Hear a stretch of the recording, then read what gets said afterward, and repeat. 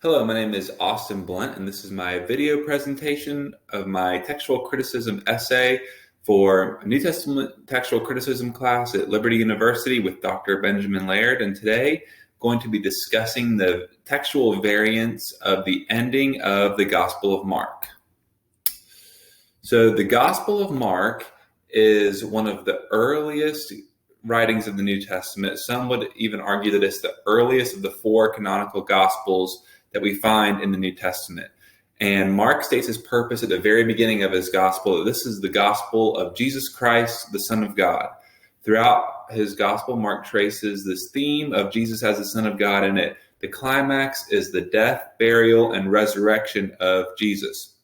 Mark's crucifixion account is long and detailed and matches most of the same details with the other gospels. But when he gets to the resurrection, there's an abrupt ending with the announcement of Jesus' resurrection and the empty tomb.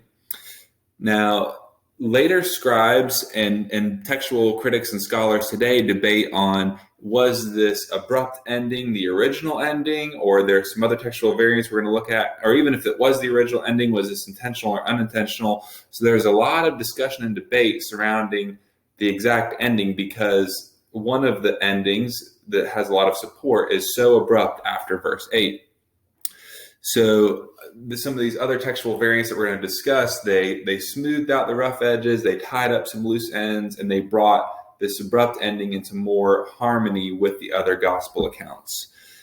The objective of textual criticism is to reconstruct the original Greek text, looking for the original text of those early autographs of the Greek New Testament. So this is a very important question on which ending was original, because that is the primary purpose of textual criticism. But there are also some secondary things that we can learn from these existing textual variants on why did they come up, what purpose did they serve, what legacy do they still have today, and things like that. And the way that we reconstruct which of these readings, which of these variants was original, is by looking at and analyzing the external evidence and the internal evidence of these variant readings. External evidence being things outside the text, like the manuscripts themselves, any early versions or translations, writings about the endings from church fathers, lectionaries, things like that. That's the external evidence we're going to be discussing, and that's usually the first piece of evidence we want to look at is external. But in cases when the external evidence is inconclusive as far as which variant is definitely the original, then we can move to internal evidence, which is things written inside the text, like the author's language and style, vocabulary, the literary context, things like that, to try to make a judgment on which of these readings was most likely or most probably the original text.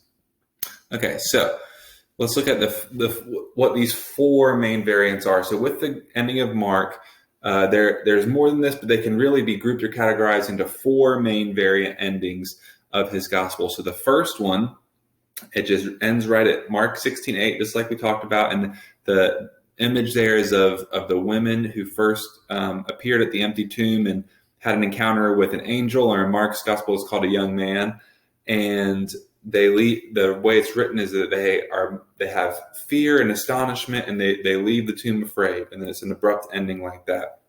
In fact, I'll read it for us. It says, in the ESV, it says, "And they went out and fled from the tomb, for trembling and astonishment had seized them. And they said nothing to anyone, for they were afraid." Period. Abrupt ending. And there's some things to like about this reading and some problems, and we'll discuss that in a minute. The second main variant, after this ending, it introduces what is now known as the shorter ending of Mark, which is a short clause and phrase that is translated this way in English. It says, "But they reported briefly to Peter and those with them all that they had been told. And after this, Jesus himself went out by means of them from east to west, the sacred and imperishable proclamation of eternal salvation." So it introduces the shorter ending, and then most of the manuscripts that have the shorter ending are followed by what's known as the longer ending of verses 9 through 20, which we'll discuss in a second. But as you can see, the shorter ending tries to smooth out some of those unanswered questions and rough edges and kind of give it a happily ever after ending, that the first reading that ends so abruptly leaves these kind of mysterious unanswered questions.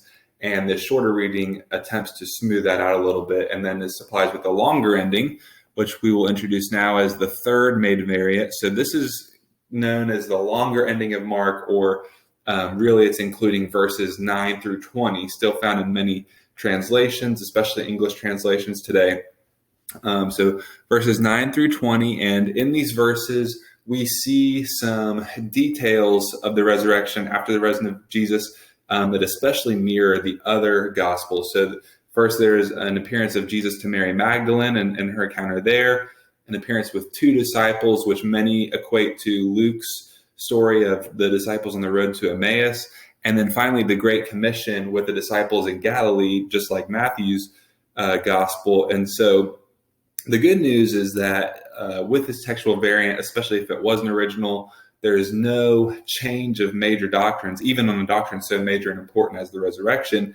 It's still pulling material from other gospels that's found other places in Scripture. So it is not so controversial in the sense that if this is or is not the true canon of Scripture, there's going to be major doctrinal issues in the balance. It really comes to how do we understand Scripture and what's original and what is canonical and different things like that. So still very important question, but even in this longer ending, it is consistent with the rest of Scripture. But the question is it consistent with the rest of Mark? So we're going to get into that in just a second. And the fourth variant reading is important, but it is not really believed by any scholars today to be original, but it's still worth talking about. And that is called the Friarlogion or Friarlogion. It's only found in one manuscript, but it is a major manuscript called Washingtonius. And also the Church Father Jerome has some writings about some knowledge of it. But in this manuscript, we see it's the longer ending, verses 9 through 20, but then in between verses 14 and 15, there's this long clause. It's pretty substantial, but what it's talking about is it's defending the disciples who did not believe at first, and it's introducing the cosmic victory of Christ. So it's still important, but it's most likely not original.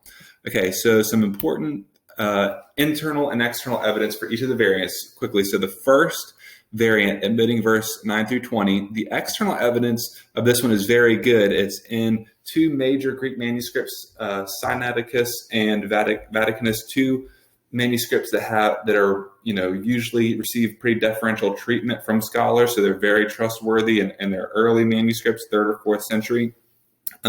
Also, there's many versions of church fathers that attest to this variant, and the best external evidence about this particular variant is its early nature.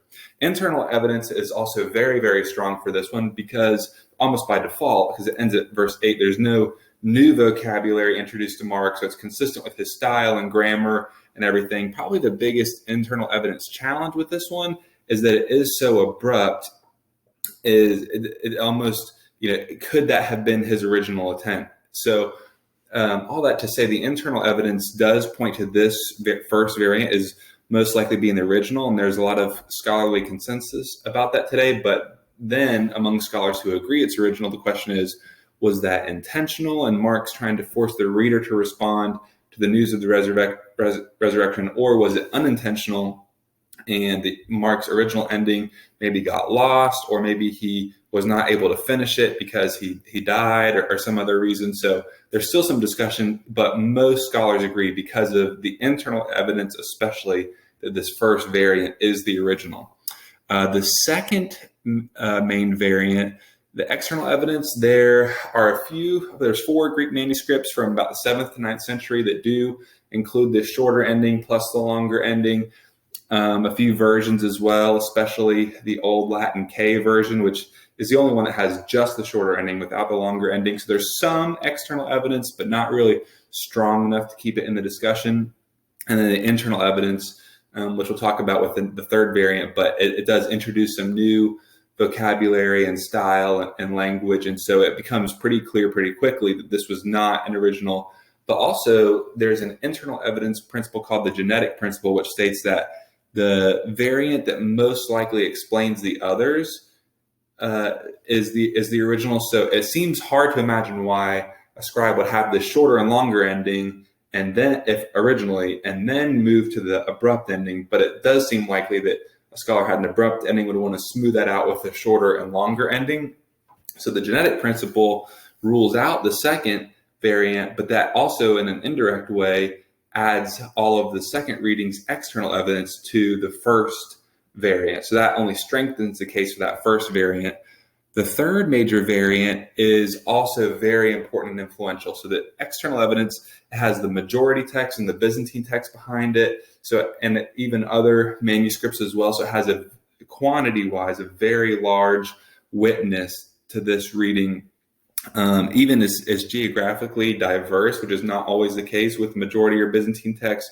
So it has a lot of external evidence behind it that makes the comparison between the first variant and this third by external evidence alone inconclusive, because they both have pretty strong external evidence. So then we have to move to its internal evidence.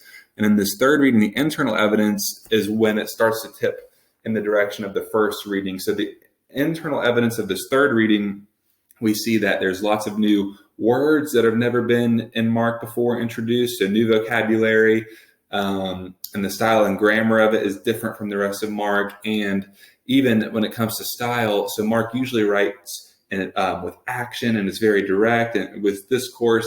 And in this one, there's a lot of narrative summary where it's sort of given a broad overview of something that happened. But in Mark's other parts of his gospel, he usually writes it in very direct discourse and action. So we see some inconsistency there. And also there's some awkward redundancy, and Mary Magdalene is introduced in verses 1 through 8, but then she's reintroduced in verse 9. And so it begins to show the signs of another source or document that was brought into Mark to smooth out those rough edges, but was most likely not original. However, we can't just disregard it completely, even if we believe it's not original, because it's had a huge impact on church history.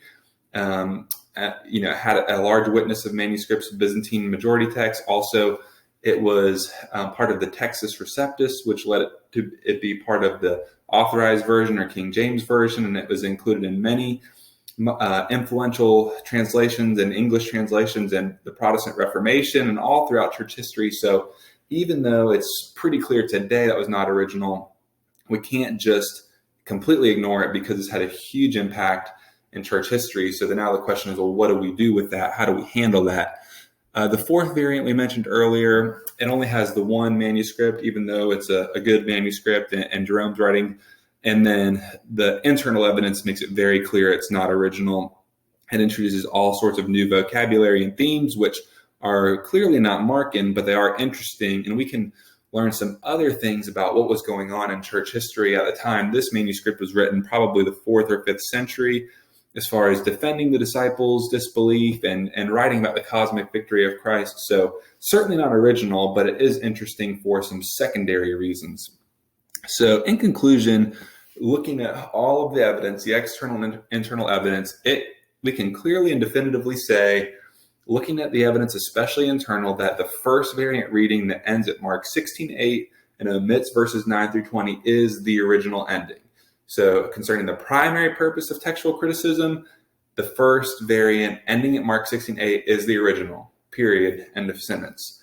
But I do think that the secondary things we can learn from all the variants, but even especially the third variant that's included still in many translations today in King James Version, and even translations that admit it's not original still include it usually in double brackets. So it still even shows up even in more than a footnote in translations that don't consider it original.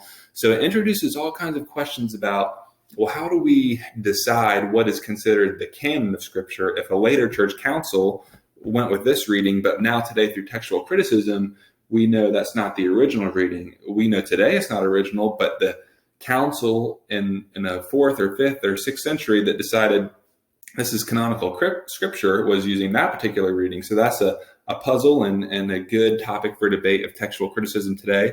And even if on other variants we feel very confident in original reading, which is good, the more liberal wings of textual criticism that have pushed the boundaries a little bit, there is something to be said about asking some socio and historical questions about church history and things going on with the text that we can learn from. So textual criticism should focus on its primary objective of reconstructing the text, but there are some secondary things to learn from the textual variants and what they say about the scribes and church communities that read those variants and introduced those variants and why. So especially with this ending of Mark, one of the earliest texts, maybe even the first and the first gospel text used as a source for the other ones, and with such a cardinal and foundational doctrine of the resurrection, this variant is very influential throughout history. There's been so much debate and discussion around it. It's very important. I feel like we can confidently say that Mark 16:8 is the original ending, but there are so many other issues surrounding that still linger and last today that is worth ongoing discussion and consideration. Thank you for tuning in, and I hope you have found this discussion interesting and enjoyable, and that it impacts your own answer to the question of what do we do with the news of Jesus' resurrection. Thank you.